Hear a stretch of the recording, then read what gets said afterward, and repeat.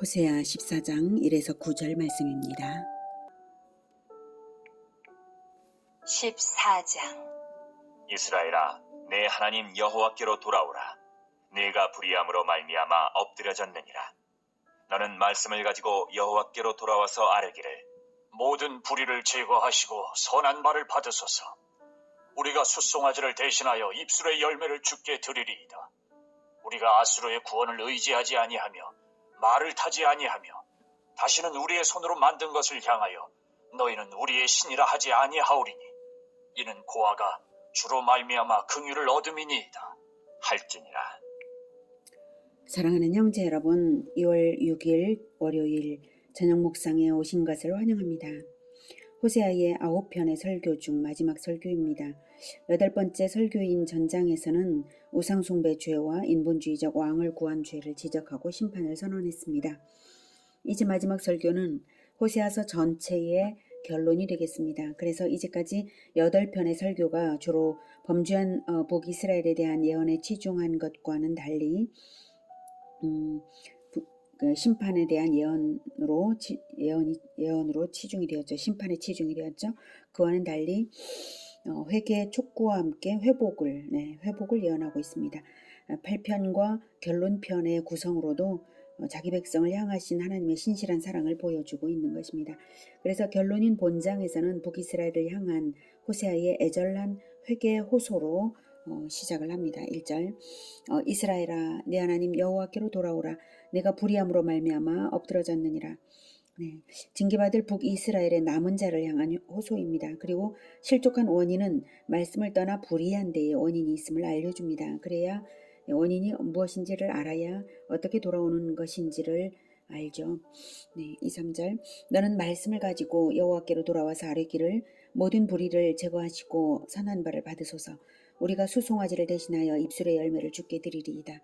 우리가 아수르의 구원을 의지하지 아니하며 말을 타지 아니하며 다시는 우리의 손으로 만든 것을 향하여서 너희는 우리의 신이라 하지 아니하오리니 이는 고아가 주로 말미암아 긍휼을 얻음이니이다 할지니라. 이 절의 말씀은 이 말씀은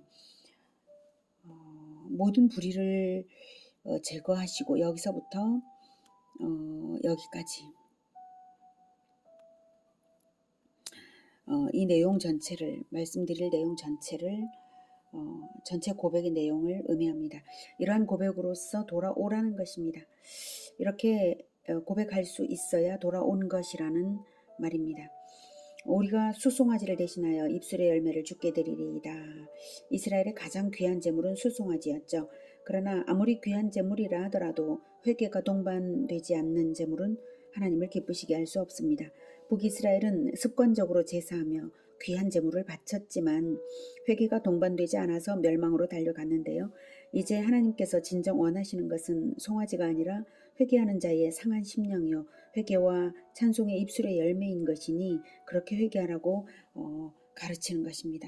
그것이 어느 정도냐면 고아가 주로 말미암아 긍휼을 얻음이니이다 라고 할 정도로 부모의 죄까지도 완전히 끊어내어서 마치 고아와 같은 그러한 자가 하나님께로 돌아온 것 같은 그러한 회개를 하겠습니다. 그런 회개를 합니다. 이런 뜻이죠. 그렇게 말씀드리라는 것입니다. 호세아서 맨 앞부분에서 음란한 여인 고멜을 맞이하여서 음란한 자식들을 낳아서 음란한 자식들에 걸맞는 이름들을 짓게 하신 하나님이시죠.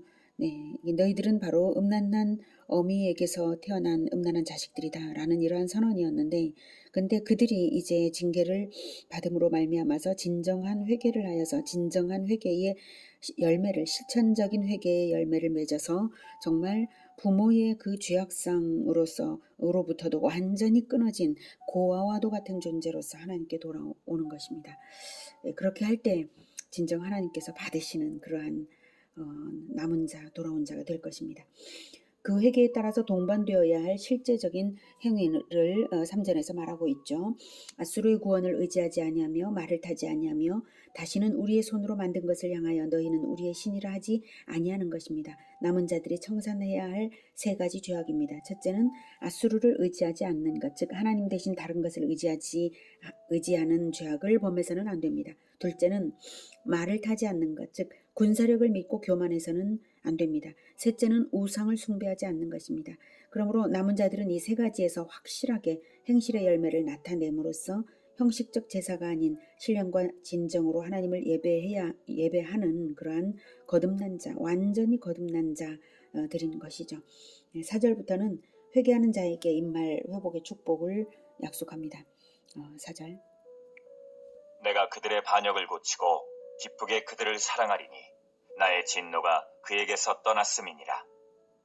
내가 이스라엘에게 이슬과 같으리니 그가 백합화 같이 피겠고 레바논 백향목 같이 뿌리가 박힐 것이라. 그의 가지는 퍼지며 그의 아름다움은 감람나무와 같고 그의 향기는 레바논 백향목 같으리니 그 그늘 아래에 거주하는 자가 돌아올지라. 그들은 곡식같이 풍성할 것이며 포도나무같이 꽃이 필 것이며 그 향기는 레바논의 포도주같이 되리라. 에브라임의 말이 내가 다시 우상과 무슨 상관이 있으리요? 할지라. 내가 그를 돌아보아 대답하기를 나는 푸른 잣나무 같으니 내가 나로 말미암아 열매를 얻으리라 하리라. 네, 회개하는 자에게 임하는 회복의 축복이 생명력 넘치는 여러 가지 자연 현상으로 표현이 되고 있는데요. 먼저 4절은 이러한 회복을 초래하는 회개조차도 주 하나님의 은혜라는 것을 알게 합니다. 내가 그들의 반역을 고치고 기쁘게 그들을 사랑하리니 나의 진노가 그에게서 떠났음이니라. 네. 하나님이 전적인 은혜로서 고쳐주심으로써 되는 것이 바로 회개인 줄을 알게 하는 것입니다. 하나님의 주권으로 고쳐주시는 것입니다. 내가 그들의 반역을 고치고 기쁘게 그들을 사랑하시기 위해 진노를 떠나가게 하신 것입니다. 공의와 진리의 하나님의 진노가 이유 없이 떠나지는 않죠. 네. 진리대로 공의가 시행되어야 진노가 떠나가는 것입니다. 그것이 무엇일까요? 바로 주 예수 그리스도의 십자가에서 공의의 대속을 이룬 것입니다. 물론 이 시점에서는 훗날의 일이죠. 그리스도의 대속을 전제로 하여서 그리스도의 대속을 믿는 자들에게는 내가 그들의 반역을 고치고 기쁘게 그들을 사랑하시는 것입니다. 예, 그것을 어떻게 아냐고요? 바로 9절이 그리스도의 대속의 비밀을 암시하는 예언입니다. 9절. 누가 지혜가 있어 이런 일을 깨달으며 누가 총명이 있어 이런 일을 알겠느냐. 여호와의 도는 정직하니 의인은 그 길로 다니거니와 그러나 죄인은 그 길에 걸려 넘어지리라. 네, 이게 뭘까요? 네, 그 어떤 지혜자도 깨달을 수 없고 그 어떤 총명으로도 알아내지 못할 만큼의 놀라운 일. 그래서 아무리 총명하고 아무리 지혜가 있어도 죄인이라면 그 길에 걸려 넘어지는 그 일. 그러나 이미 율법에 가르쳐 주신 여호와의 도, 정직한 여호와의 도, 그것입니다. 그것이 바로 그리스도의 법도입니다. 의인은 그 길로 다닙니다. 네. 지혜자가 그 길로 다니는 것이 아니라 총명자가 그 길로 다니는 것이 아니라 의인은 그 길로 다니는데 자칭 지혜롭다고 하는 자는 그 길에 걸려 넘어지는 그 길, 바로 그리스도의 길입니다. 인간이 스스로는 결코 알 수 없었던 구원의 진리가 하나님의 율법, 특히 제사법에 나타나 있어서 하나님과 언약 관계에 있는 사람은 이미 그리스도의 대속의 피를 전제로 하여서 언약을 맺었던 것이죠. 그래서 이스라엘은 그 언약의 피를 예표하는 희생 제사로서 그리스도를 믿는 기념을 삼았던 것입니다. 그러므로 정직한 여호와의 도, 그리스도의 법도로 돌아오도록 하나님께서 그리스도를 위하여 일하셨던 것입니다. 그리스도의 보혈은 공의의 하나님으로 하여금 진노를 쉬게 하고 그들의 반역을 고치고 기쁘게 그들을 사랑하게 하신 것입니다.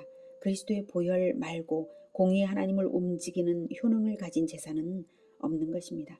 그래서 참된 의미의 그 제사의 의미를 참되게 알고 드리는 제사라면 바로 그리스도의 보혈의 공로로서 하나님의 은혜가 긍휼이 부어지는 것이죠. 하나님께서 긍휼을 잊지 않으시고 그리스도의 백성들을 돌이키게 하신 것입니다. 그리스도의 보혈 때문에요. 에덴에서부터 언약으로서 올려드린 그리스도의 보혈입니다. 그러기에 모든 시대의 모든 믿는 자들 가운데 남은 자들에게는 보혈의 은혜가 넘치는 것입니다. 중요한 것은 남은 자들이요 돌아오는 자들이 되어야 한다는 사실이죠. 어떤 사람이 돌아오는 사람인가요? 바로 첫머리에서 호세아가 가르쳐 준 대로 2절에서 너는 말씀을 가지고 여호와께로 돌아와서 아뢰기를 모든 불의를 제거하시고 선한 바를 받으소서. 우리가 수송아지를 대신하여 입술의 열매를 주께 드리리이다 하며 회개의 실천적 열매로서 돌아오는 것입니다. 마치 고아가 긍휼을 얻어서 아버지에게로 돌아오는 것처럼 하나님 아버지의 양자가 되는 것처럼 그렇게 돌아오는 것입니다. 거듭나는 것입니다. 그리스도의 법도대로 삶의 열매를 드리는 것입니다. 그것을 전제로 해서 하나님은 주권적으로 은혜를 베푸시겠다는 것입니다. 호세아 첫 장에서부터 음란한 아내가 낳은 음란한 자식들 같은 이스라엘이었는데 이제 하나님의 주권적인 은혜로 인하여 남은 자들은 반드시 하나님께 회개의 열매로서 돌아오도록 일하시는 하나님의 은혜가 놀랍습니다. 하나님의 모든 징계는 돌아와서 남는 자를 위한 필터링 시스템이었던 것입니다. 오직 우리 주 예수 그리스도의 법도대로 살면서 믿음을 잃지 않고 끝까지 남는 자들이 되어야 하겠습니다. 기도하겠습니다. 하나님께서는 은혜를 먼저 베푸시고 구원을 먼저 하시고서 법도대로 살도록 인도하여 주시는 참으로 은혜로운 하나님이십니다. 우리 주 예수님은 먼저 보혈을 죄인들을 위하여 먼저 보혈을 뿌려주심으로써 죄인들을 이끌어 주시는 은혜로우신 그리스도이십니다. 우리가 보혈의 은혜로 인하여서 하나님께 나아왔고 그리스도의 백성이 되었사오니 우리가 날마다 회개하면서 끝까지 은혜 안에 남겠습니다.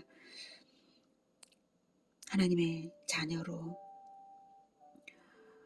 돌아온 고아들과도 같사오니 하나님 아버지 붙들어 주셔서 그 어떤 죄의 끈도 끊어버리고 오직 회개의 열매로 가득 차게 하여 주시고 우리를 붙들어 오직 아버지의 아들 같게 하여 주시옵소서. 예수 그리스도 이름으로 기도드립니다. 아멘. 이어지는 시간은 개인 기도 시간입니다.